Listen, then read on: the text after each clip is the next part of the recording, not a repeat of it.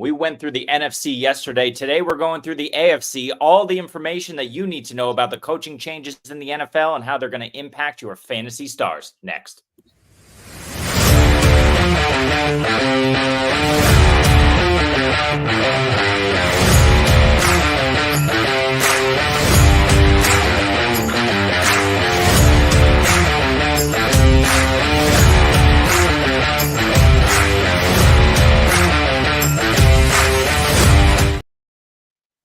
Welcome in one and all to the double FU, the FU times two. It says the Fantasy Lowdown because that's Jesse who's we're promoting it. He did that last night, but today it's the main, what do we call it? The flagship? I don't know. The FFU, the Fantasy Football Universe. Welcome in. I am Jeremy Schulman at FF_Rebel. There it is. Jesse's man on the spot. Jesse over here at JMolar05 today. We're talking about NFC coaching changes in the offseason, how it's going to impact all your favorite fantasy players. But first, Jesse, how are you, sir? Yeah, I didn't even notice that, so thank you for pointing that out. I was like, oh, yeah, by the way, that's not that show. It showed you how organized I am all the time. But, yeah, I'm doing good. We're here to talk about the fun changes in the AFC, and let me tell you, it's going to be a doozy, folks. So strap in. We got some hot takes and some deep dives that we just discovered 5 minutes ago. So, yeah, we're ready to kick it off. The amount of research that we put on the Tennessee Titans coaching tree is ridiculous. So, stay tuned for that little nugget. But first, we need to talk about two offenses here. But very quickly, I guess we'll do what we did yesterday. I'll just run through all the names real quick and let you know how we're going to cover them. Of course, in the YouTube video, we're going to have little sections kind of divided so you can quickly skip. But forget all that for now. Right now, we're going to talk about first Joe Brady of the Buffalo Bills officially, at least for the entire season, will be the OC there in Buffalo. Dan Pitcher promoted from within in Cincinnati. I believe he was quarterbacks coach last year, now the offensive coordinator. Of course, we have Greg Roman of the Los Angeles Chargers. We have Ken Dorsey moving around the NFL now in Cleveland with the Browns. We have Nick Holtz, stud high school wide receiver of the Tennessee Titans. And then, of course, three bigger names who we're going to save for the end of the show. Luke Getsy now in Las Vegas with the Raiders. Alex Van Pelt, who I'm sure you know that name, if not for his work with quarterbacks in the last, decade. Certainly his work on the NFL field with the Bills and probably a few others. Now New England Patriots offensive coordinator, and of course the illustrious he who shall not be named Arthur Smith, now in Pittsburgh, Voldemort himself, coming for your fantasy football souls. We'll save him for last, of course, but first let's get into it. Let's talk about the Buffalo Bills and Joe Brady. Last season, they had enough of the Ken Dorsey experiment. They fired his ass mid-season, sent him packing, promoted Joe Brady, and Joe Brady has held on to the job for this year. Now he's got a full off season to implement his offensive plan. So let's talk a little bit about Joe Brady, what we think this offense will continue to look like, and how it's going to impact guys, especially with all of those receivers out the door in Buffalo. Jesse, Joe Brady, what do we got? Yeah, it's interesting, right? When they went to Joe Brady, they completely changed the offense and the focal point, and this impacted Stephon Diggs more than anyone else. He went from a top 10 wide receiver to basically someone you could not start because of how just inefficient and the offense survived around those guys with Josh Allen. It's really focused on James Cook. Dalton Kincaid took on a much bigger role, so the offense kind of shifted. And we heard him come out and say, like, we're not going to feature one wide receiver in this offense. Like, we don't need this wide receiver. We're going to distribute the ball, and that's exactly what they did. So we talk about this like Keon Coleman showing up there. They have Khalil Shakir. They signed Curtis Samuel. So this offense is kind of shifted where they have a bunch of pieces. And, like, I know people were talking – I've heard people saying, like, yeah, Josh Allen scares me. And I'm like, I don't know why Josh Allen would scare you in fantasy football. He's still freaking QB1 last year with no names. It didn't even matter. And, like, he's such a rushing quarterback. Like, I think Josh Allen is like those quarterbacks. It does not matter who's on his team. Like, he's going to produce fantasy points. So I just want to squash that, put that to bed. But it's interesting with Brady just how they're going to structure this offense and run. And it really focuses on James Cook and how you feel about him and Dalton Kincaid, because those are like the guys with the highest ADP outside of him. So moving forward with those guys, if you believe in them like they did the second half of the year, both those guys can be very valuable picks. We've heard Dalton Kincaid talk about being tight end 1 this year, and James Cook is going as like RB11 off the board, I think, in redraft this year. So obviously the fantasy community is in. For you, how are you looking at this offense around Josh Allen, like besides Josh Allen? Are you targeting like Keon Coleman, the rookie, or maybe are you leaving it more to like James Cook? Or are you maybe just going like the bottom barrel guys? You're like, I'll take Curtis Samuel, Shaquille Shakir, those type of guys. Yeah, well, first, I'm not going to pass over Josh Allen because he is not my QB1, Jesse. Josh Allen will have a decline. He's my QB2, okay? I'm all in on Patrick Mahomes this season. Of hits, yeah, he's an absolute monster. Who cares who's there? But I'm just not banking on him as my QB1 because there should be a slight decline now without that elite option in Stephon Diggs. But they weren't, like you mentioned, to your point, they weren't kind of running the offense through Diggs toward the end of the season. They had the 2 tight ends going. They had James Cook cooking back there in the backfield with his utilization. They were finding ways here and there to get Shakir involved. And now they have Curtis Samuel in the fold. They're going to do absolute nasty things underneath in this offense. I hope they can find a guy to take the top off the defense regularly. I'm not sure who that's going to be. That's not necessarily what Curtis Samuel does, even though he has that speed in his bag. I don't know how they're going to do that, but with the threat of Josh Allen running the football, I mean, we've seen this work in Baltimore for years where they don't necessarily have that over-the-top receiving threat, but they still manage to get it to guys there. Deep every once in a while to keep the defense honest. So to answer your question, Josh Allen is a yes. Keon Coleman is a no. Keon Coleman, I think the targets will be there. He just doesn't separate. I don't want guys who can't separate on my fantasy team. The chance that Keon Coleman is Mike Evans is unlikely, I'd say. He's a great contested catch guy, but if you can't separate, I do not want to take that bet on you. I think I drafted Keon Coleman in one place in my rookie drafts. That was a place I had Josh Allen. I traded him last week. So Keon Coleman, I have 0 shares and I'm all out. Yes. And I'm all out on Keon Coleman. But look, I hope the guy succeeds. But what I think is more likely is like you said, Dalton Kincaid. He's a surefire pick. James Cook. He's a guy I want to invest in. Maybe you can pull this up for me, Jesse. I think he was a top 12 running back last season. Was he or maybe right on the cusp in PPR? He had 2 touchdowns, 2 rushing touchdowns anyway, I think. So, look, we know that James Cook's ceiling is still there. And in this offense with what happened toward the end of the year and that usage, I think Ray Davis will take some. I think Ray Davis will be more of a goal line guy, but we can count on James Cook to get those 2 TDs on the ground. He's a back end RB1, I think, at least in this offense. And then it's just going to be a matter of can they move the ball effectively and create space without the presence of that alpha guy who commands attention. So I like most of these pieces, not Keon Coleman. Everyone else at cost I think is great. And then Josh Allen, not my QB1, but my QB2. How about you? Where are you feeling with all these guys? Maybe you talk a little bit about your thoughts on Coleman. I think that would be interesting. Coleman's interesting. I'll hit on him in a second. I just want to finish the James Cook thought process. So from week 11 on, when they switched over, he averaged 22 opportunities a game, a little over 22, and he had 4 RB1 finishes. Before that, he only had 1 RB1 finish. So, you saw the difference in scheme and how it positioned with James Cook, where he becomes a much more value player in that offense. Take this, please. There you go, man. Sorry about that.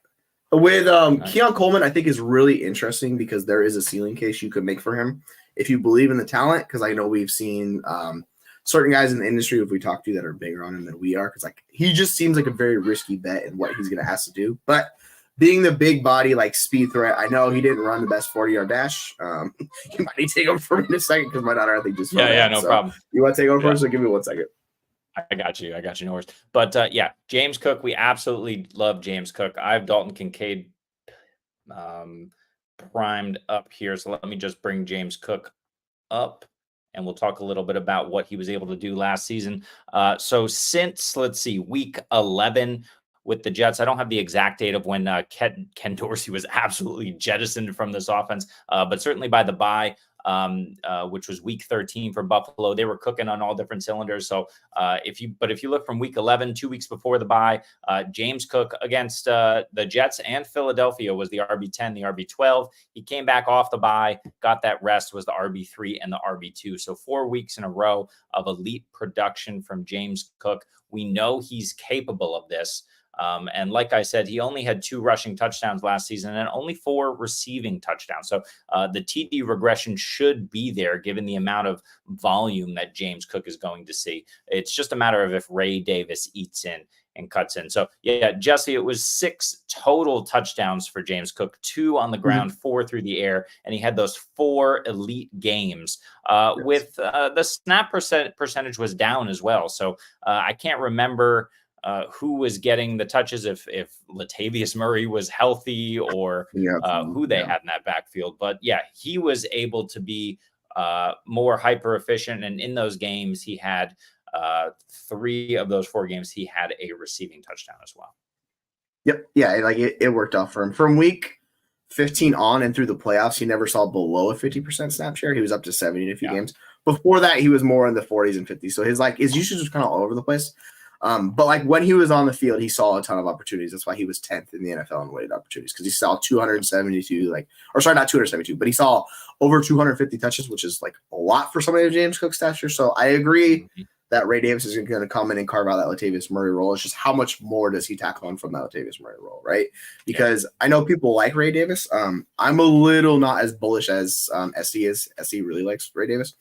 I have more question marks about what he can do and how he could be like a third down back, because that's kind of the role you're asking him to play. Because we'll see if they trust James Cook, but his receiving metrics and stuff were not that great, considering he was a really good prospect coming out. So I think he's really a guy with a lot of variance, I think, attached to his name. But I mean, I still like the player and the offense he's in, so I'm fine investing in him. But I do wonder if there's ever like a top 5 ceiling for him, because I think that's the more question we're asking when we're drafting players top 12, right? So it's possible. So I think him and Keon Coleman are probably 2 of the riskier variance plays in that offense. I think Kincaid's the safer option. You know what you're getting from Kincaid. They featured him heavily. They're going to feature him again. So I think Kincaid's the guy. And we talk about these elite tight ends. I think he's the guy in the offense we want to target. Totally agree with you. Last question here is with Joe Brady now for a full season. I don't think we have any delusions of grandeur with Chase Claypool or Mac Hollins or Marquez Valdez-Scantling having any sort of fantasy viability. But I think it's important to think about these quote unquote top receivers, Keon Coleman, Curtis Samuel, and Khalil Shakir. How do you rank them in terms of how you think they're going to finish this season, just in terms of fantasy production? And then kind of which guy do you prefer at cost? I would probably take the rookie, just because the upside attached to rookies is kind of the thing I want to chase, because they have the more ceiling shot. It's particularly a guy drafted as high as he was. If you want to target Chase Claypool, be my guest. I'm not touching that dude. It's been a long, long time since anything good has happened with him. He went to Miami, never worked out. So he's just the guy that showed us in I think it was year 2 or year 1 actually, that he was actually a decent NFL player. Hasn't lived up to it since. I think the bet between Curtis Samuel and Khalil Shakir is the most interesting, because they offer very similar skill sets. So if you want to go for the guy who everyone still likes, Shakir, because the metrics are good. But Samuel's been a guy that's pushed 100 targets 4 times almost in his career. He's been a good NFL player, and I think he'll carve out that role. So between the 2 of them, I lean Samuel. But if you want to go Khalil Shakir, I get it. It's really hard to separate those 2 for me. So where do you kind of go between those 2 guys? Yeah, I like Samuel the best, but like you said, I'm probably staying away. But at cost, I like Samuel, then Shakir, then Keon. I agree with you that the upside is there for the rookie. It's possible he leads this team in targets in year 1. I just don't see it. Josh Allen isn't the precision passer, and when he's had years of Stephon Diggs being wide open, the fact that Keon Coleman won't be, I think, could be an issue, and he might prefer everyone else on that roster aside from Keon Coleman, at least for the beginning of his career. So we'll see. But as a Patriots fan, there's far too much time talking about the Buffalo Bills. So let's move on and talk about Dan Pitcher, the offensive coordinator of the Cincinnati Bengals. Dan Pitcher has been in Cincinnati since 2019. He replaced Alex Van Pelt in 2020. This was as the quarterback's coach when Alex Van Pelt went off to Cleveland, and he's been there kind of ever since. He was the offensive coordinator, just promoted this offseason finally to OC. So it's really his first shot at offensive coordinator. But, he's not the show here. Zach Taylor is the show. And, this is a guy who's, sitting under a couple of guys, Brian Callahan now in Tennessee, the head coach there. So a couple of guys who sat under another couple of guys because I believe they're part of that, they're part of one of those crazy offensive trees. We'll get into them later. But yeah, Dan Pitcher, everything stays the same in Cincy, doesn't it? Yeah, for the most part, I would say so. There might be a little bit of change because Pitcher's been there since 2016. Like, he's seen a whole new change in, like, players and everything. Like, Burrow didn't show up until a few years after that. So, like, he's seen the development of Burrow in that offense. And being attached to Taylor, I think it's interesting. He's probably just going to give him, a little, like, advice because he's worked more hands-on being the QB coach than, say, Taylor has. So I think it's interesting to look at these guys. But, I mean, you have one of the better quarterbacks in the NFL, like, really good offensive set around him. I don't think there's too much variance what to expect from them. Like, last year, they had a pretty high pass percent. They were up nearly later 63%. It jumped up a little bit, like a percent, but they're going to be above 60. Like, this offense they want to run. I don't think they want to heavily rely on Zach Moss or Chase Brown as much as we like either one of those guys for fantasy. The offense is going to be through Joe Burrow, Jamar Chase. Like, that's the focal point of this offense. Then it's going to kind of distribute out there. You get T. Higgins. Then people are all about the Jermaine Burton and all that fun stuff. I don't know how viable he's going to be in year one, but he gives them another explosive element. So you could see them taking some more deeper shots with how they've kind of built this personnel and scheme, because Higgins is a good downfield threat. Like, that's what Burton should do too as well. And then you have Jamar Chase, who's kind of weirdly, his role over the past few years has kind of developed more to an intermediate, like, slant wide receiver. Like, he went in the league, he was averaging like 20 yards reception when he was a rookie, and it's come down every year since then. So he's just being more of the intermediate guy, which, it's not a bad thing because you're giving Jamar Chase as many targets as possible because it's one of the best players in the NFL. Exactly. So I wholly get it. So I think those guys will let Jamar Chase really push to be the wide receiver one this year. Like, I think that's what that does. And then if you want to bet when, Zach Moss, go for it. I think there's upside for him because we've seen it with Joe Mixon. Like, they will feed their running backs enough work to be fantasy viable. So might not be, high end RB, but like, you're getting RB2 worst case, I would assume, in this offense, just because touchdowns and everything works for them. So overall, like, I think it's just a safe offense. We know what we're going to get. There shouldn't be too much change to your point. Is there anything you noticed with Cincinnati that's got your attention, or is it just kind of just like, yeah, like, I'm taking Zach Moss, I'm taking Jamar Chase, I'm taking these guys, or something like that? Yeah, I think everybody at cost is interesting. Like you said, even Burton. I don't mind in best ball, taking a shot at the end of the drafts on Yoshivas or Charlie Jones. Those guys flashed last season. I think, to your point, it's not necessarily how good they are, but how good Burrow has been. And really, if you take Burrow out of the equation, as happened last year with injury, it's how good this scheme is with Zach Taylor, right? He's calling the plays. That's going to continue. Dan Pitcher really isn't going to have a ton of say in this offense. Joe Burrow is a professional quarterback who's gaining more command of this offense. He's got his guy in Jamar Chase. I'm not worried at all about any sort of changes. And, hopefully we have the tackle positions now solidified. We have Amarius Mims coming in from the first round as a draft pick. Mm-hmm. We have Trent Brown and Orlando Brown there. So that offensive line, as long as they're healthy, is solidified. That's really what we need for Joe Burrow to be at his best. But like you said, Zach Moss as well. I think we're all still above ADP and ECR on Zach Moss. Joe Mixon was RB5 last season. I mean, Zach Moss could be RB5. I mean, he's at least as good as Joe Mixon, right? Like, talent-wise. So, who knows what happens, but I think, like you said, more likely range of outcomes is a mid to high-end RB2. For Zach Moss, he should have most of the touchdowns, the rushing touchdowns in this offense, and we'll see. But yeah, nothing much to talk about here. Business as usual. You want Cincinnati Bengals on your fantasy team. Any last words here on Cincy? No, like, it all makes sense. Like, it's just, this is a good offensive target. It's going to be a good environment for the running backs to produce. They're going really cheap. You get those guys. You invest in Burrow. I think the question is, like, with Mims, you mentioned, he only started 8 games in college. Like, he's a super high ceiling range of outcomes player. Like he could be all over the place.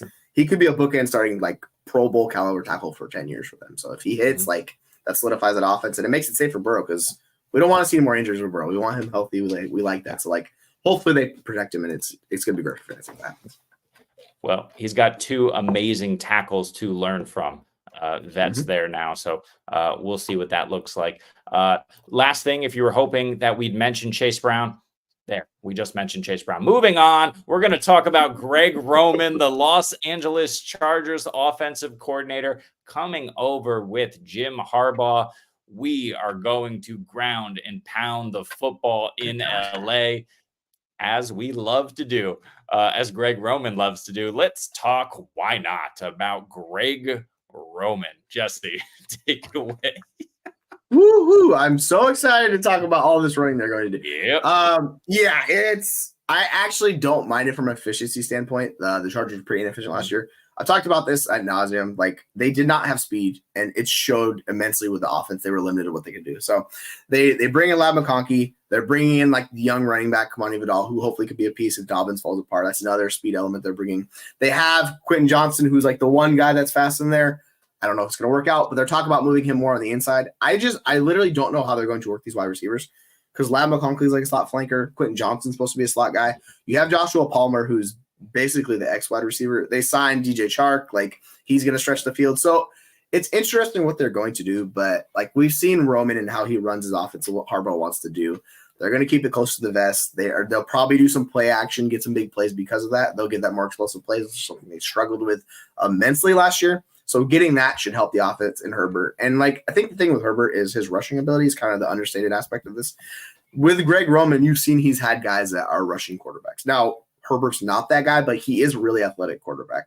So they will probably get him on the move a little bit more and move him out of the pocket with the play action, extend those plays. So I know people are like anti-Herbert this year, like to the point where it's getting really extreme. Like you're going third round startup of the Superflex leagues, right? I think it's gone too far.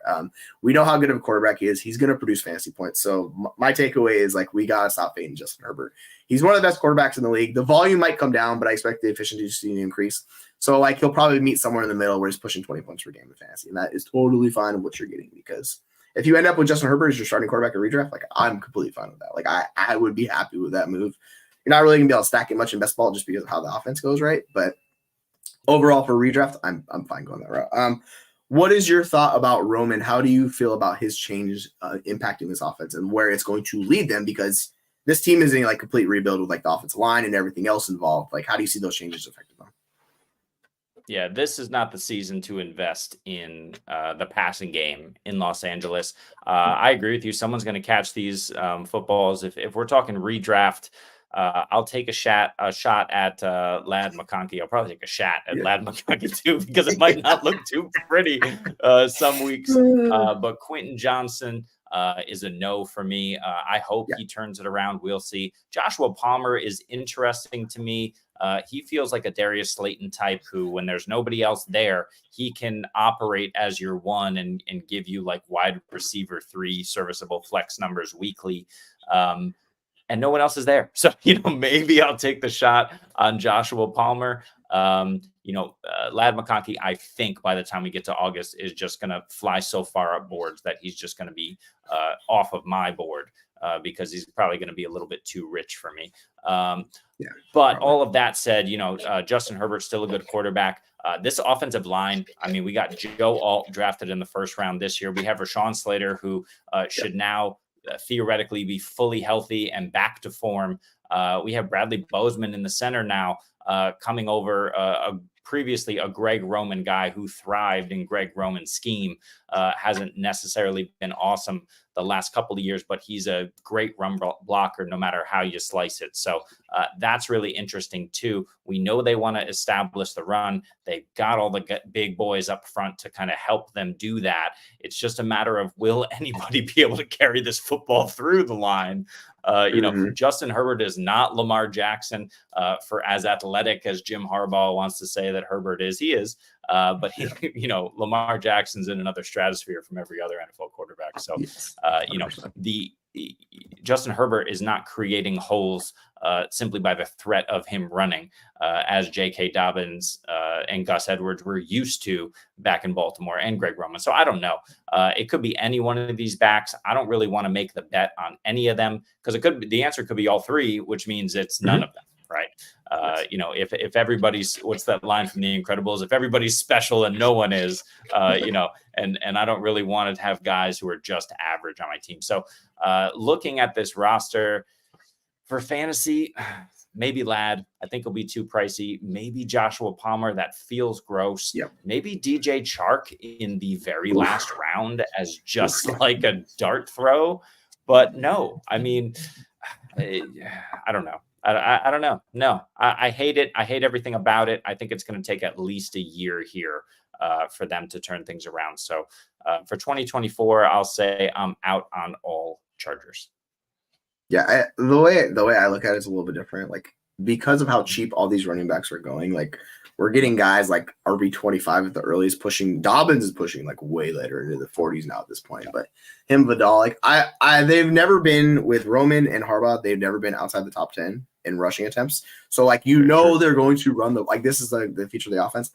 I just want pieces of this offense because I think we're discounting to the point where it's getting too cheap. So like, I'm fine investing in Palmer or Ladd McConkey if you want to go that route with those guys. For the running backs, like, I'll just take Dobbins and Vidal. If you want Gus Edwards, like we've seen him, like, he'll get you touchdowns. It's just the ceiling case for one of these guys, it's really hard. So like, at that point, yeah. But if you're getting into round like 9, 10, and you're looking for an RB2, RB3, like, I'm fine with one of the Chargers guys. I don't think anyone's going to be spectacular, but you can kind of mix and match these guys. And if you want to take two of them, and then you got a shot at this backfield. So overall, from that perspective, I don't mind it. But yeah, like, I have a hard time seeing anyone be a true elite difference maker on this offense in general. But it should at least give us promise for the future. So I think there should be upside attached to these guys. Just how high is that upside? That's the question mark. Yep. Just real quick, my concern with this backfield, Gus Edwards, who profiles right now as the 1A, I guess. We'll call him 1ABC for now. Gus Edwards, if he's the 1A, Gus Edwards, do you know how many touchdowns he had last season? Just take a guess, unless you have that number memorized. I don't off the top of my head, but he had a decent amount. It was like 12 or something, I think. 13 touchdowns Gus Edwards had. Do you know where he finished in PPR leagues as a running back? It's not he good. Was it was RB20, RB25. RB25 with 13 touchdowns. I mean, he only had 810 rushing yards. He doesn't do much for you in the receiving game. In fact, he tied for his season high in targets last season. He had 13. So this is like Derrick Henry without the Derrick Henry-ness of Gus Edwards. And he was also trending for the most volume of his career before they severely walked that back. I don't know if he had small kind of nicks here and there along the course of the season or what have you. But he did play every game. But they walked back that the volume for him in the second half of the season, probably because he just wasn't doing enough with it. Right. So that's Gus Edwards for you. Flex play. Okay. Kamani Vidal's nice because he's a rookie, because he's unknown, but he was drafted in the sixth round. Yeah. I don't like that. Yeah. I don't like that. And J.K. Dobbins has, other people's knees at this point. Like, I'm not interested. Maybe they're horses. There's ligaments from different animals in there. I don't know what's going on, but I don't want anything to do with that. Like you said, he's priced so cheaply at the moment. He's free, and that's nice. Outside of that, I'm not betting on him. I think he's the C for me. I just don't want anything to do with it. I don't think there's any explosion here. The offensive line is nice. The scheme is nice. But when you don't have Lamar Jackson back there to save you and save your rushing game in your scheme, we'll have to see what happens here. The one thing that is nice is that the Chargers defense is not good. Junior Colson brought in to kind of anchor the middle of that defense, but he's a 3rd-round pick, right?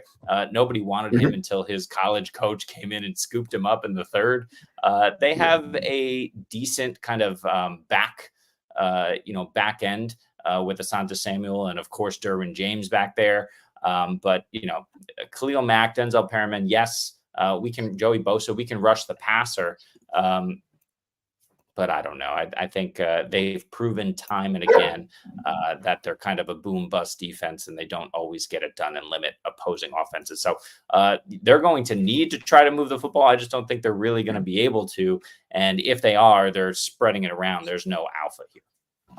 Yeah, I think that's like the kind of key. Like I know a lot of people in the fantasy community are really into Lad McConkey from that aspect, but like I have question marks because he's never really led a receiver room, and like he was doing what Brock Bowers was, but just like the worst role. Like Brock Bowers was the targeter on that offense, which is no shade because Brock Bowers is one of the best sides we've ever seen. But like for McConkey, it's really hard to see him being a high-end targeter in an offense. I think he could be a solid like wide receiver 2, wide receiver 3. But like him or Palmer, I think you just pick or choose which guy you prefer. I think the safety aspect is there with Palmer. We've seen the floor with him.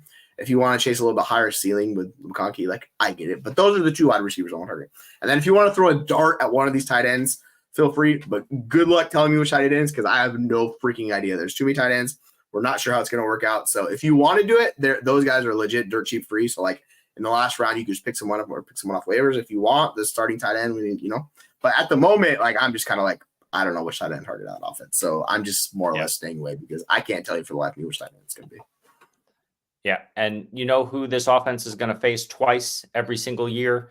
Vance Joseph, Steve Spagnuolo, and Antonio Pierce and company in the Raiders with a better defense than you want to admit they have. So, not really interested. I think it's going to be a rude awakening for Jim Harbaugh and company in year 1. But I also think they're on the right track and they'll get it turned around eventually. Yeah. Let's move on. I mean, listen, this is like pain after pain. I mean, we're only talking about Greg Roman here. Let's talk about a guy who got fired from Buffalo and is now in Cleveland of all places under Kevin Stefanski. Whoop-dee-doo with Deshaun Watson at the helm. Ken Dorsey, young, he's got the flow going, coming out of the back of the hat with his, the weight. Ken Dorsey slamming what was it in prime time, slamming the iPad after a big loss and caused a huge uproar in the media. Can't control his emotions. Ken Dorsey, I don't know. But do we think this is going to go any better in Cleveland, given that he couldn't do what he needed to do in Buffalo last year?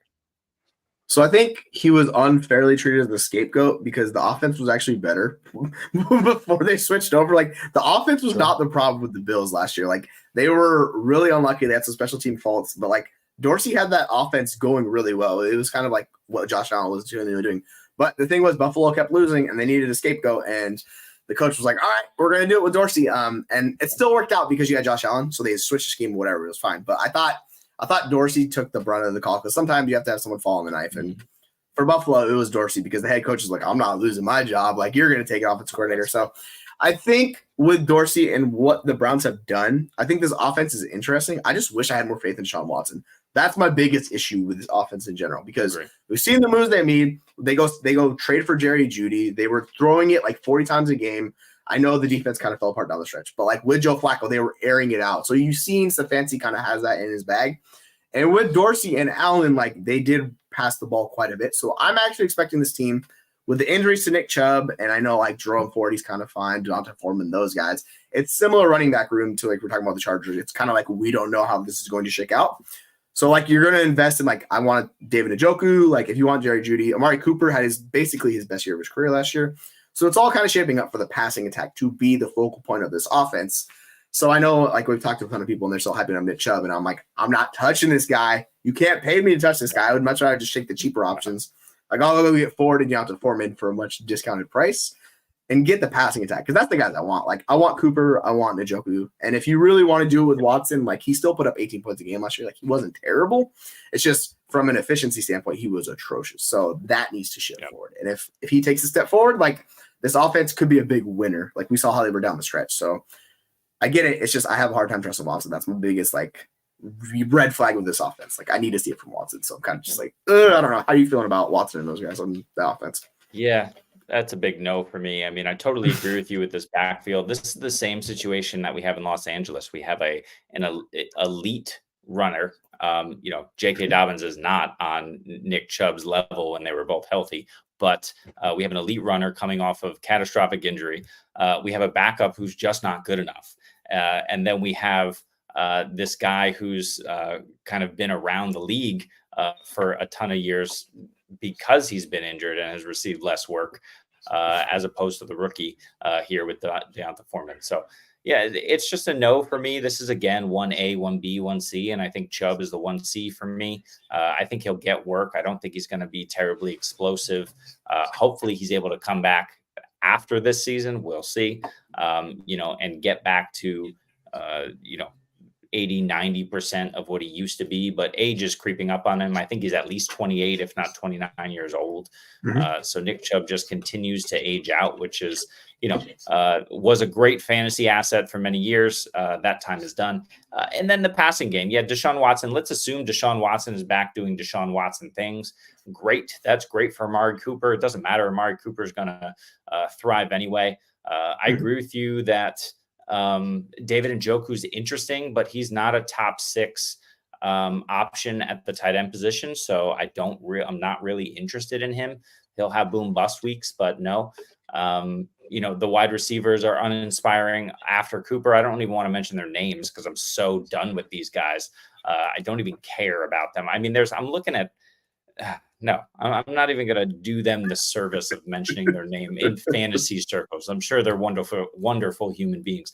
But the offensive line is great, right? So it should be somebody, but I don't think it's going to be anybody because it's going to be everybody. So I'm out. Yeah, I'm with you. Like, I think Ford's going to be the passing down back. I expect Jonathan Foreman to be the grinder. Kind of similar. Kareem Hunt had like 9 touchdowns last year because what happened is they would get down to like the 5-yard line and they would bring in this dump truck of a running back and he would get it in there for Jerome Ford. So I expect that to similar. But like back to hop on what I was talking about with Dorsey, like through 10 games last year, they were 3rd in expected points added for the Bills, 2nd in rush EPA, 8th in dropback EPA, 1st in success rate. The offense was really good. And they said, I saw a quote where they said his fingerprints all over this offense. And they're trying to replicate what they were doing in Houston with Deshaun Watson, where his efficiency was off the charts. Like he put up 24 points per game his rookie year. Like he did a lot of good stuff. So I think there is a way to talk yourself into this offense. It's just really comes down to Watson if you believe in it or not. If you can, then you could absolutely invest in the pieces.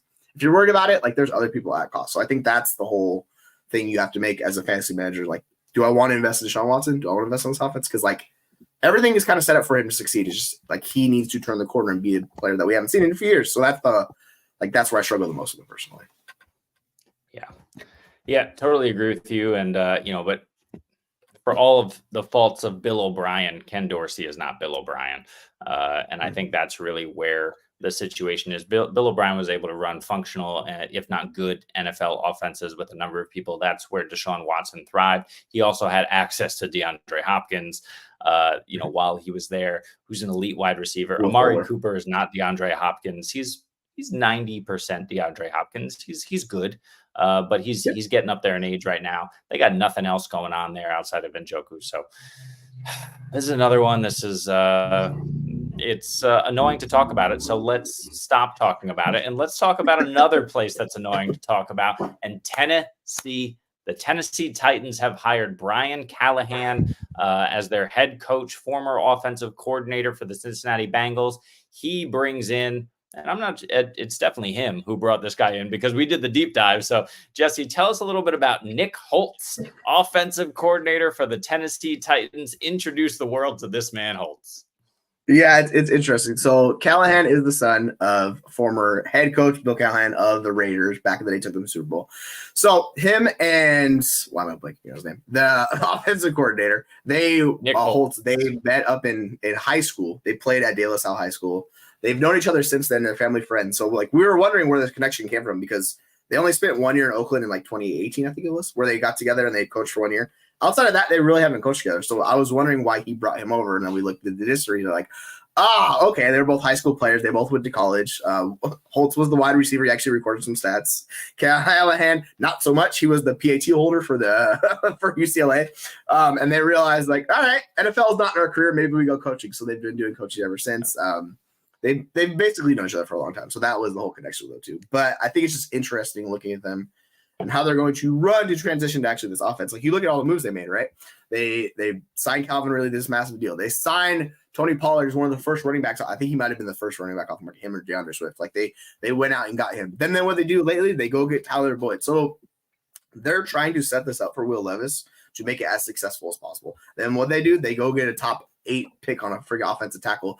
They bolster the offensive line because the offensive line was in shambles last year. So that was a great move by them because they desperately need some offensive line help. So if that can work well for Will Levis and give him time so he can work with Hopkins and Ridley and Boyd, which, sorry, Treylon Burks, it's not going to happen in Tennessee. Hopefully it can happen somewhere else for you, my friend. But like with Boyd, you get just a solid NFL slot wide receiver. I think he's kind of past his prime at that point, but he can still do things for you. And you have these veteran wide receivers, which, should be trustworthy for Levis. It's interesting. And then you got to decide who you're going to bet on between Spears and Pollard. I've been preaching Spears the entire time, but it would not shock me if Tony Pollard is the guy that wins this backfield between the two of them. But more than likely, I think they're going to be splitting, kind of see how that works. So overall, it's an interesting offense. How do you feel about the offense? Because similar to Cleveland, you're betting on the quarterback in the situation, right, with Will Levis, who – in Kentucky, like the decision-making, we saw last year the decision-making wasn't great, but they're giving him every opportunity possible where it's like, all right, you have good pieces around you. Show us what you have. So are you investing in anyone in this offense? Like, is there anybody you're excited about? Or you're kind of just like, I don't know, man, they're fine. Like, for me personally, it's DeAndre Hopkins. Like, I prefer him to Calvin Ridley. I think he was better. But are you going to bet on anyone of the passing attack options or the running backs or any one of those guys? No. I am taking Will Levis as my QB3 in startup dynasty drafts. I've done it twice now, and I think I've had 4 startups this offseason. I've done it twice. I did it most recently here when I took who did I have in the first and second round? It was Burrow and Love. And then I came back around and took Levis because he's the cheaper of the two between him and Bryce Young. And Bryce Young and Will Levis are the guys who have the most to gain in value, in my opinion, in this offseason because their teams have built around them. So this is what you want to see. You're going to know if these quarterbacks actually have it after this season. Everything is in place and you need to see strides. Will Levis showed some really interesting things on tape in terms of just his arm strength, in terms of his downfield. I'm not going to call it like accuracy, but he had some good throws downfield where he was able to put it on guys sometime. I wouldn't call Will Levis accurate, but if he's able to develop that part of his game, if Brian Callahan can work him into a system a la Brock Purdy in the Shanny system that we talk about. We love these Shanny McVay systems that just, turn out, that make Tua Tagovailoa a viable to good NFL quarterback because he can just kind of work through and easily kind of get the ball into the hands of his playmakers. So the playmakers are lesser here than in Miami or in Los Angeles with the Rams, but at the same time, he's got everything in place. Hopkins is nice. Ridley is a nice 2. He's always belonged as a 2. He's operated well when he was the 2. We just got all hot and bothered when Julio Jones was out for the first half of the year and Ridley went nuclear in like 5 games because Matt Ryan was an all-pro. But everything's in place. But no, I don't want any of these guys. These are more guys that I don't want any part of. DeAndre Hopkins, no. He's a wide receiver 3. Calvin Ridley, same thing. I think they're priced about where they'll finish. So I don't see any upside there. Boyd is going to eat into them as much as he ate into the other guys in Cincinnati. And then these running backs are going to eat into each other. This is another situation where everybody is far too involved. Chig is totally off my board at tight end. So no, I don't want any of these guys. The only guy that I'm hopeful for is Will Levis in this situation, that he's just able to ascend to improve and prove that he's the guy in year 1 in a new offense. Yeah, I think the way I look at it, if I'm investing in a quarterback and like if I believe in him, I should be investing in his personnel because that's kind of a bet you're making on the quarterback as well, right? Because if you expect him to succeed, he's going to carry those guys. Interesting enough with Cincinnati, they would love 11 personnel as well, similar to the Rams. They're the league leaders. Also, their pass rate was always super high, like top 10 in the NFL every year with Callahan. So you can tell how they're structuring this offense. They are going to pass more than I think we expect. I think they're going to be pushing near the league leaders of pass rate, which sounds crazy to talk about because it's, you had this Tennessee and all the old school Derrick Henry stuff. Like, that's not Tennessee anymore. Like, they're moving past that. So overall, as my dog is barking about Tennessee in the background, I think it's an offense where, there's offense where there's upside. So I don't mind Ridley or Hopkins just pick because they're so cheap. Like we're talking wide receiver 30, wide receiver 40 at cost, right? And we've seen DeAndre Hopkins, like he was better from efficiency, yards per route run, like PF grade, all these things show us he's still got it to a point. He's not the elite wide receiver he is, but he's still like a good NFL wide receiver. So I don't mind investing in those guys, to tell you the truth, at that cost. There are other guys I like, but if I end up with those guys, and this is more best ball, like I don't mind stacking the Tennessee offense because I think there's upside, including the running back room, which I like.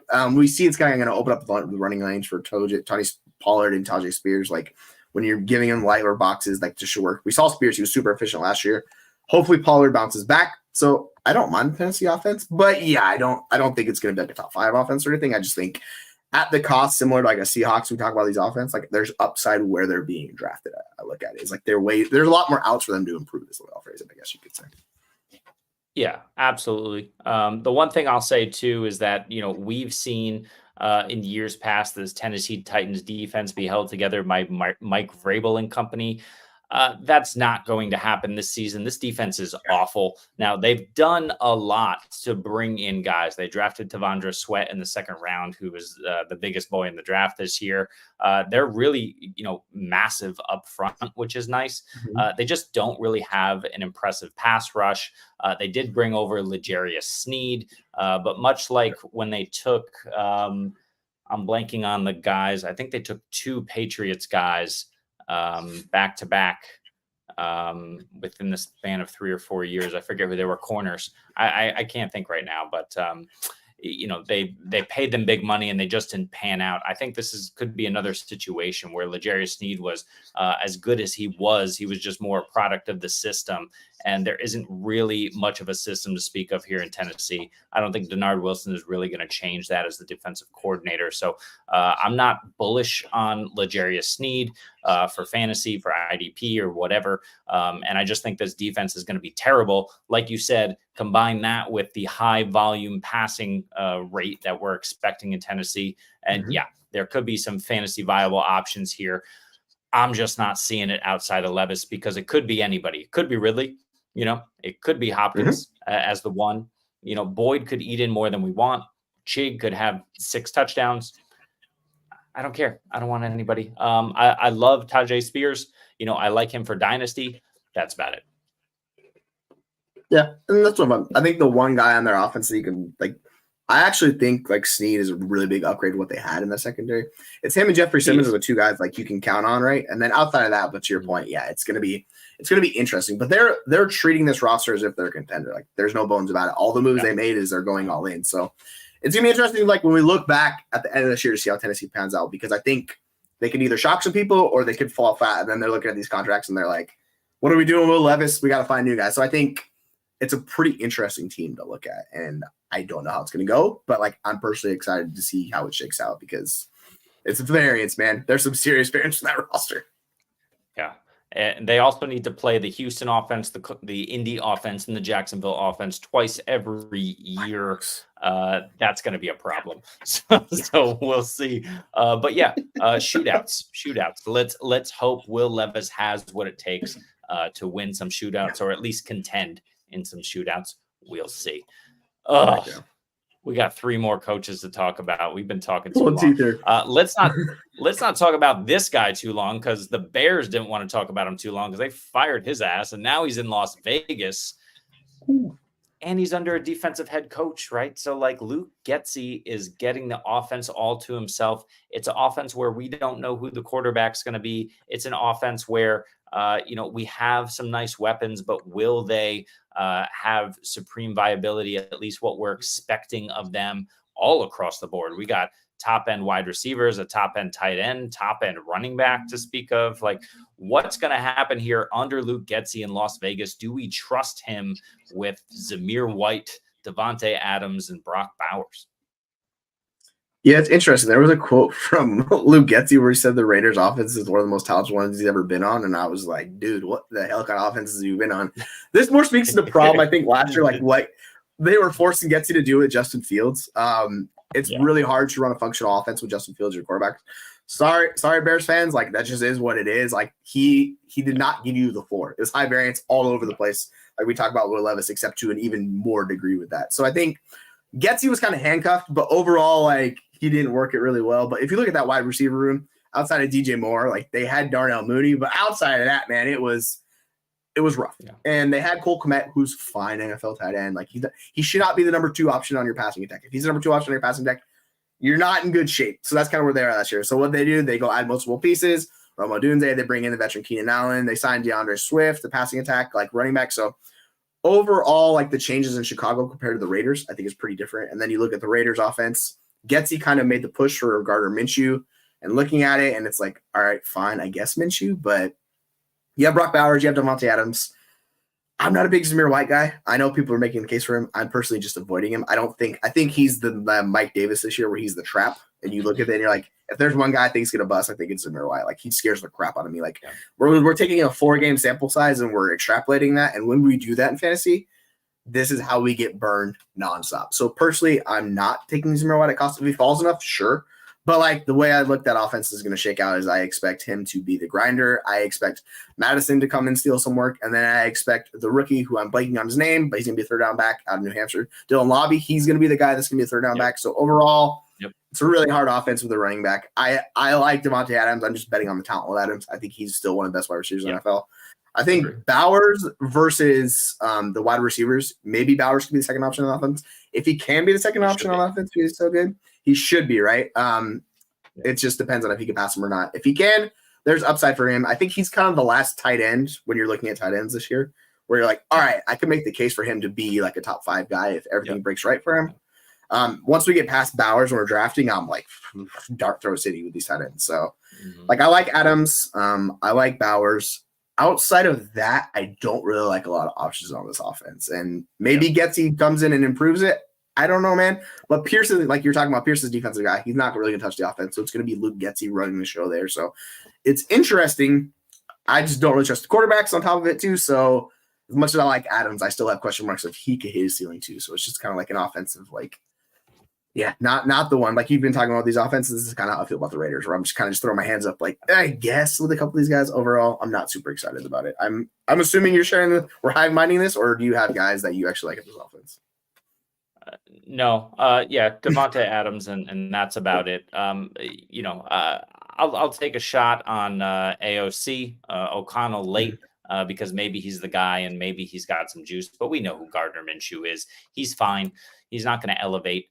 So everyone else there who isn't elite already is just going to fall by the wayside. So like you said, it's Adams. Hopefully it's Bowers in year 1, but it could be rough going. Here's the thing about Getsy. Getsy has only ever been promoted in the NFL when he coached under an offensive head coach. He coached under Mike McCarthy for the Packers in 2014. He was promoted from quality control coach to wide receivers coach in Green Bay. Then he was later in Green Bay. He was under Matt LaFleur. He was promoted there to their passing game coordinator and quarterbacks head coach. So a de facto offensive coordinator there as well. But those are 2 great coaches who have proven that their offensive scheme works at the next level. He looked good under offensive head coaches. And now, that he's, has been fired essentially from the Bears with a bad situation under a defensive head coach, failed under Matt Eberflus as a defensive head coach. He goes to another defensive head coach and he's running the show again. It's just not going to work. There's no quarterback there to put him in his place. So, if you had like an Aaron Rodgers or a Matt Stafford or an entrenched veteran who knew what he was doing, who he could, work off of, I think that's one thing. But we saw, like you mentioned, the failed experiment with Justin Fields. Getsy had nothing to offer him. Fields had nothing to offer back. It was just, failed experiment from the start, unfortunately. It's going to be the same situation here again. I think they're going to have to go with Gardner Minshew, only because Aiden O'Connell probably just doesn't have the experience to be able to hang in whatever is going to become of this offense. So you're hoping Adams is just so elite still at his advanced age that, he can make some things work and open up this offense. It's tough sledding. I don't have much hope. So, yeah, that's all I got to say about Las Vegas here. Yeah, I think O'Connell was pretty inefficient last year. Minshew was not great, but he was able to at least do stuff offensively where you could trust it. I think it's interesting because Steichen was in a similar situation a few years ago with the Eagles where he like stepped in with Hurts and people were unsure. Obviously, the talent around him was a lot better, but it was like a mobile quarterback. And he absolutely exceeded expectations massively compared to Getsy, who basically did the opposite with Fields in Chicago. So there's similarities, just like he needs to show this year, like his scheme works with his players. We'll find out. Like if you see Devontae Adams frustrated week 4, you're going to know why. It's because the quarterback in the situation is not great. So it's it is kind of is what it is. We know this going in with the Raiders. Like the defense was really good last year when Pierce took over. They're like top 6 in the NFL on a lot of stats. So like they could be in games. I just don't know how good that offense is going to be overall. That's my biggest question mark. Yeah. And, we mentioned the fact that Getsy was with Green Bay, who he was with, Aaron Rodgers. So, he had another quarterback who was doing great quarterback things, and he was just there, the beneficiary of the great quarterback and the offensive head coach. It's not going to be it for Luke Getsy. Sorry, Raiders fans. Hang your hat in your defense and hope that Zamir White can handle 350 touches this season. We'll see. Good God. We'll see. Let's move on to another train wreck. Alex Van Pelt of my New England Patriots. It is a tough transition. I had hoped that we were going to take Marvin Harrison. Instead, we take Drake May.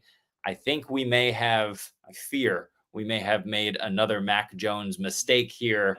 At least Drake May is athletic. That's all I can say right now. The scheme is not in place. The coaching is not in place. The players are not in place. We are a mess in New England. We don't know what to expect. What do you expect out of Alex Van Pelt and whoever the hell they're going to trot out on the field this season? I like Drake more than you, clearly. But I think the situation was so horrendous last year. There's the Patriots stink all over them with Belichick, and they've made changes. Like they brought in some wide receivers. They did some changes, right? I think with Van Pelt, in Cleveland, like you're coming from the Nick Chubb theme, they fucking pounded the rock. I don't think they're going to pound the rock as much, but they're going to try to feature Ramondre Stevenson, give him plenty of looks to take the pressure off of Drake May. Now, it's interesting with Jacoby Brissett. Like, he kind of did what Gardner Minshew did. He came in and gave them a little bit of viability last year when he was playing. I think he can kind of tread water for the Patriots with that offense until they're ready to transition to Drake May. It's probably sooner than we want to bet on it is, because when you take a guy top 3, like, you're expecting him to play early and often. I think there's variance with Drake May. I think the ceiling is there for him to show what he did back in 2022 and similar to Carolina. I just think as far as talent goes, like, he's one of the more talented quarterbacks we've seen in a while. So I'm fine betting on Drake May in this year because everyone's so down on the Patriots. Like Ramondre's in like running back 25. These wide receivers are going wide receiver 50 plus off drafts. So if you like Baker, if you like, Pop Douglas, or, if you like Jalen Polk, like I think it's a fine bet to make with those guys, because if someone steps forward with Drake May or Brissett, who, by the way, Brissett was when Terry McLaurin, he was actually fantasy viable for like one time in his career that's actually happened. So there's upside, but yeah, like the offense, it's going to be difficult for them to be good in year one. You're learning a bunch of new things, whole bunch of new people in the system. But for Dynasty, I like Drake May. I think he'll be fine, but it could be a rough first year. We're just going to say that it could be a rough first year with hopefully it's some transitions. Second half of the year, you come on strong, and then, you see the changes are looking good. It's just where we're at right now with the Patriots. Like it couldn't have been worse than it was last year. Like that was just abysmal. So it's only up from there, folks. Not true. No, it can be worse than it was last year. If you think that Gerard Mayo is going to help this defense the way that Bill Belichick helped this defense and hold this together with, just what is that? The flex tape that the guy slaps on the hole in the giant, like clear water tower, that was Bill Belichick last year. Gerard Mayo is not capable of that. He was a very good player. He seems by all accounts to be a very good head coach. He's not one of the greatest defensive minds of all time. Bill Belichick aged out because he's probably lost touch with the players, but at the same time, he still had the scheme and he was still keeping that team in games last season until they kind of just fell apart toward the end of the year because, they were just bad.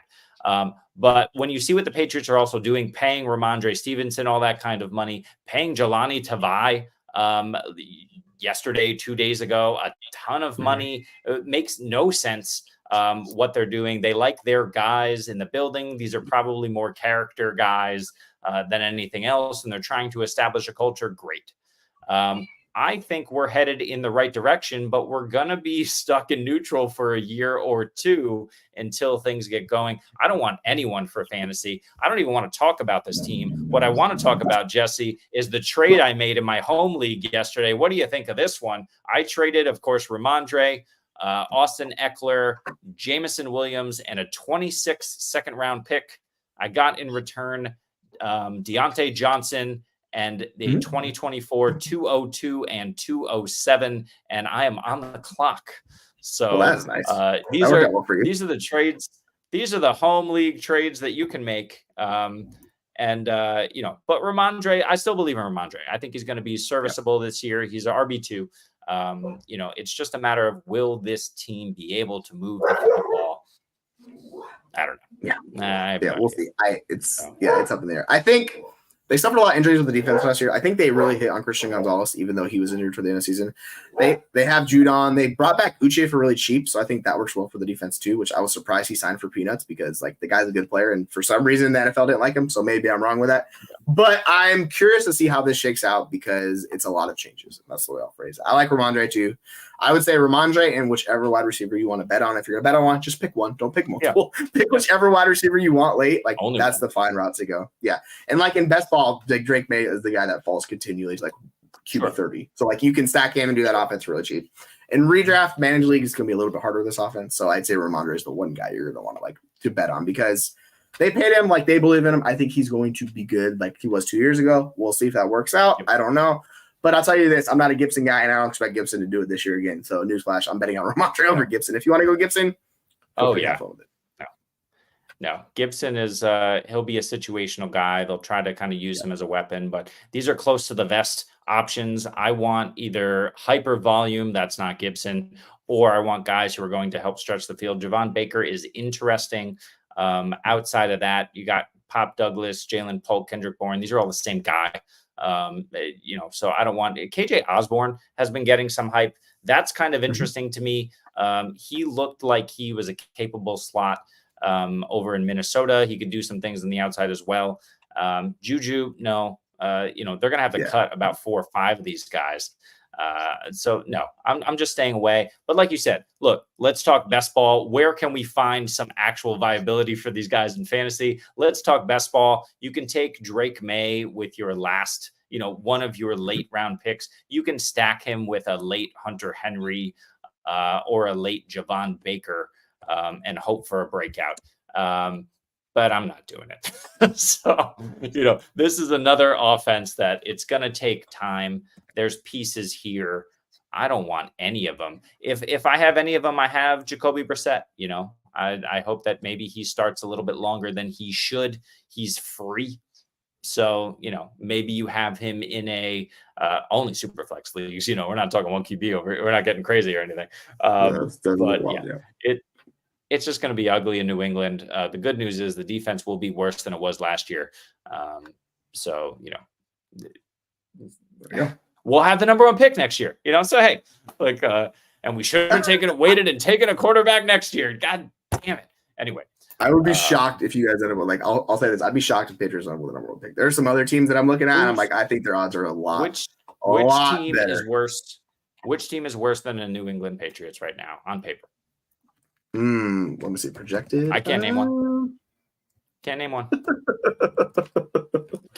got a Heisman winning quarterback in Washington. He won the Heisman in Washington. They're going to be better than the Patriots. Who else? Carolina. Carolina has revamped their team. They can win 6 games, maybe 5, but the Patriots can't. Especially in their division with everything they're going to face. No, it's impossible. They're either facing they have impossible. Okay, well, hold on. Let's not talk impossible. I will be shocked. If the Patriots win 6 games this year. Shocked. Well, I guess we'll find out. I think it's impossible. It's impossible. I haven't even looked at the schedule carefully. It doesn't matter. They have 2 losses to the Jets, the Dolphins, and the Bills. Maybe they can beat the Bills at home in one of those games. Maybe. They are coming to London. I have tickets to that game. Yes. going to be able to see the Patriots live, which is cool. I think they're playing Jacksonville. That's an L. I'm sorry. It's just not happening this year. Listen, and I'll end talking about the Patriots on this. I was on Aaron's show. Our co-host, co-founder of the FFU, Aaron, is running his Mad Science Lab podcast where he reviews all 32 teams. If you haven't checked that out, you should check that out. It's interesting.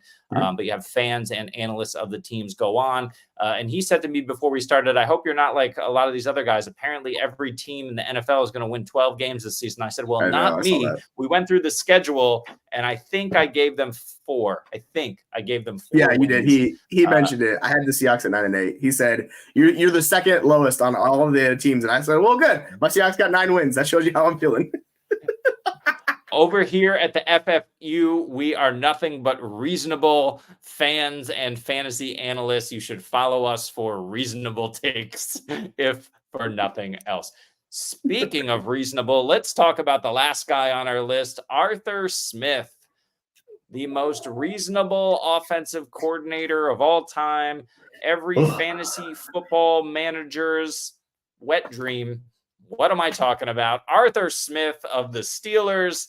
He is Greg Roman on steroids, but like the kind of steroids that are just like, black market, third hand. You don't want anything to do with those things. People look at you funny when you tell them about it. Anyway, Arthur Smith, that's enough analogies out of me. What the hell are we doing here in Pittsburgh? At least Mike Tomlin can keep him in line. Hopefully. We'll see. I mean, that's what we're telling ourselves, right? Fun fact.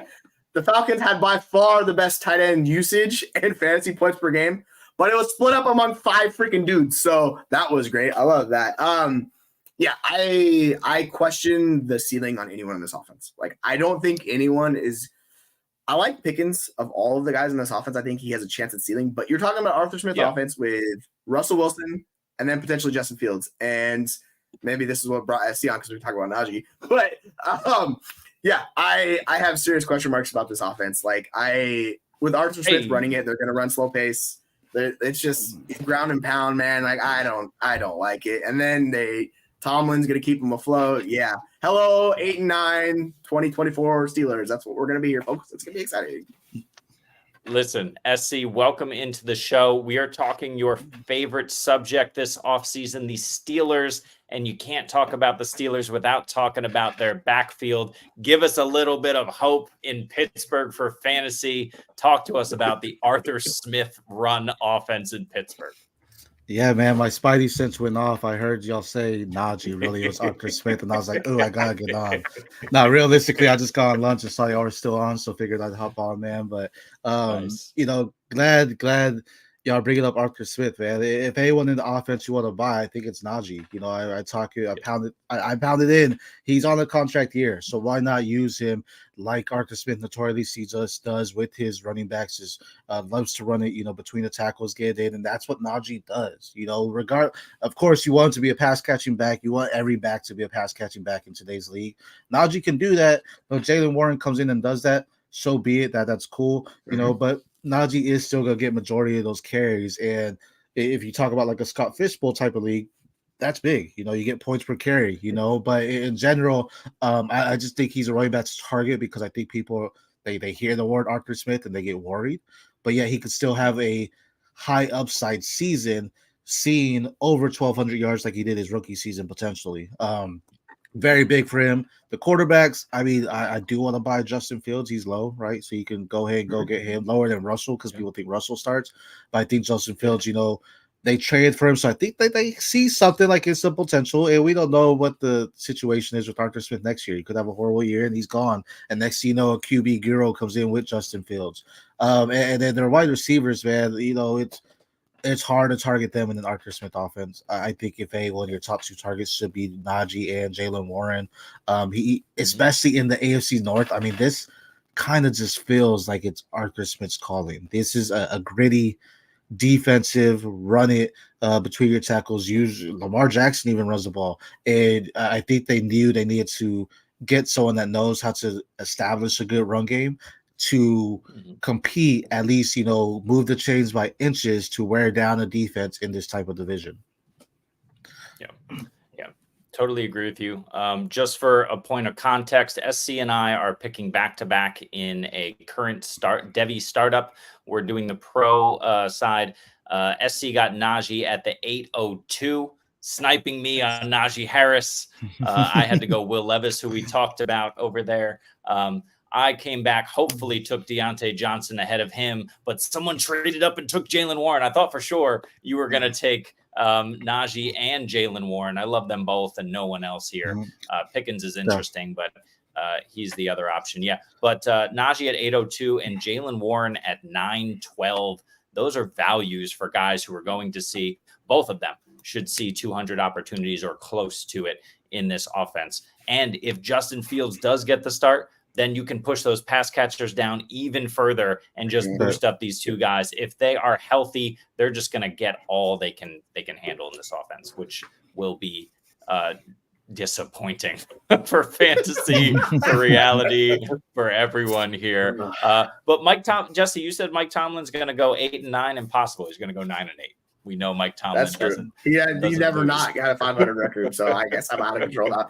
I think actually Freiermuth, of all the guys that we're like not talking about, has upside to be the wide receiver 2 in this offense, because I don't believe in Roman Wilson. I don't really believe in the other wide receivers in that offense. So if you want to target Freiermuth, he's tight end 15, and we see now Arthur Smith does good ways of designing his tight ends to get open. It's just if Freiermuth can run all the routes. That's the whole question. If he's going to run all the routes, he can be a top 12 tight end.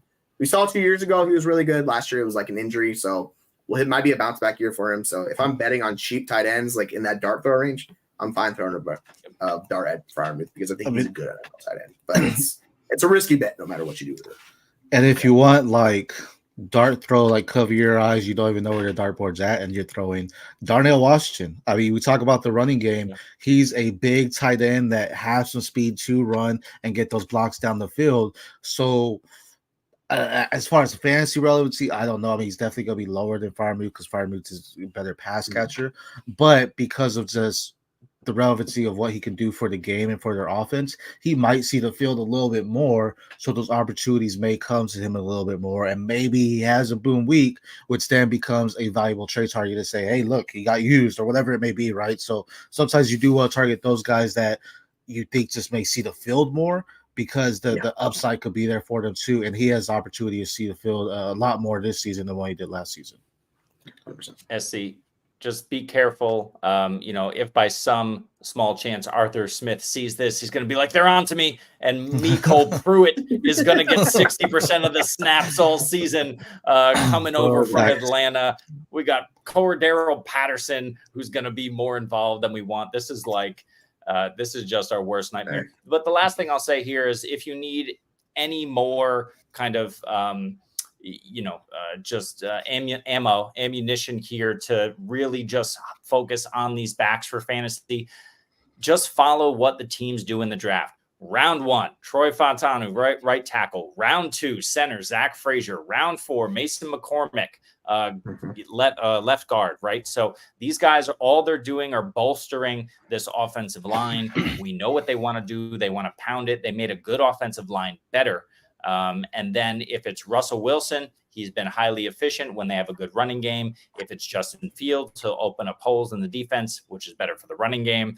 And we have 2 awesome runners and a capable runner in the 84-year-old Cordero Patterson. So Pittsburgh running the ball, 100,000 times a game. Fantastic. Do we want to say anything else about Arthur Smith or anyone else here? I think this has been somehow an even more boring show than the last show we did. The NFC Coaching Changes. Jesse, I appreciate you. And you guys have made great points, but really, what are we doing here?